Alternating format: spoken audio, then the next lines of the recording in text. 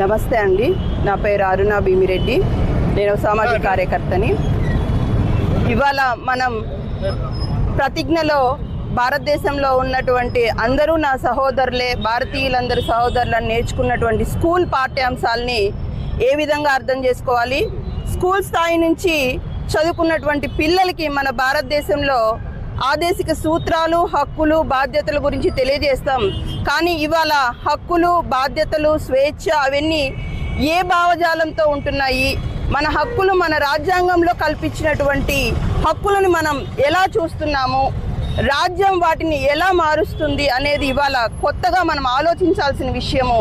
ఎందుకంటే నిన్న జరిగినటువంటి దేశంలోనే రాజ్యాంగాన్ని కాపాడేటువంటి అత్యున్నత న్యాయస్థానం ఏదైతే ఉందో సుప్రీంకోర్టు, ఆ సుప్రీంకోర్టు జడ్జి అక్కడ ఉన్న తర్వాత మత రాగ ద్వేషాలకి ఏది ఉండకుండా వాళ్ళు న్యాయస్థానాన్ని అనుసరిస్తారు. కానీ ఇవాళ అక్కడ ఉన్నటువంటి ఒక లాయరే ఎందుకు అలా ప్రవర్తించాడు, ఆ భావజాలం దాన్ని ప్రవర్తించడానికి కారణం ఏంటి అంటే సమాజంలో పెంచి పోషిస్తున్నటువంటి కుల వ్యతిరేకత, రిజర్వేషన్ల పైన పెంచినటువంటి దాన్ని మనసులో ఇనుమడింపజేసుకొని రాగద్వేషాలు విపరీతంగా పెంచుకొని అది చెయ్యొచ్చా లేదా, ఇది వాక్ స్వాతంత్రమా లేదా, ఈ హక్కు నాకు ఉందా, ఈ నిరసన నేను ఈ రూపంలో తెలియజేయొచ్చా అనేది విచక్షణ కూడా మరిచిపోయి, అది కోర్టు అనేది కూడా మరిచిపోయే ఒక వ్యక్తి ఆ రకంగా వ్యవహరించాడు అంటే దానికి బాధ్యులు రాజ్యమే. రాజ్యం ప్రజల పట్ల వ్యవహరిస్తున్నటువంటి వైఖరి ఏ బూత్ అయితే చూపిస్తుందో కులము, రిజర్వేషన్ల వ్యతిరేకత పైన ఇవాళ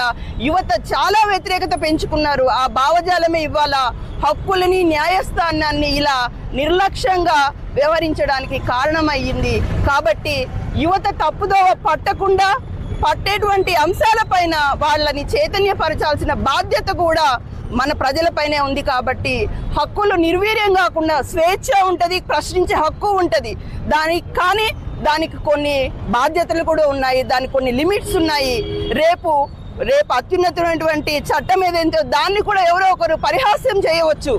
దాన్ని కూడా రేపు ప్రశ్నించేది ఇదే సామాజిక కార్యకర్తలు, ఇదే జేబీఎంలో ఉన్నటువంటి కుల సంఘాలు ప్రశ్నించే వాళ్ళు ఎవరైతే ఉన్నారో ఈ హక్కులు ఇలా ఉండకూడదని వీళ్ళే వాళ్ళ వెనుక ఉంటారు. కాబట్టి కానీ ఇవాళ ఏదైతే చేశారో పోలీసులు ప్రశ్నించేదాన్ని దిష్టి బొమ్మని తగలబెట్టొద్దు అనేది రేపు మీ దాకా వస్తే కానీ ఆ నొప్పి అనేది సుప్రీంకోర్టుకి జడ్జికి జరిగినటువంటి అన్యాయాన్ని రేపు మీ పైన ఎవరైనా చేస్తే ఆ భావజాలానికి వ్యతిరేకంగా మీరు కూడా రేపు మాతోటి నిలబడాల్సి వస్తుంది అనేది నేను చెప్తూ సమాజ ప్రజల్లో అందరూ కూడా ఈ భావజాలానికి వ్యతిరేకంగా కూడా ఆలోచించాలి అని విజ్ఞప్తి చేస్తున్నాను.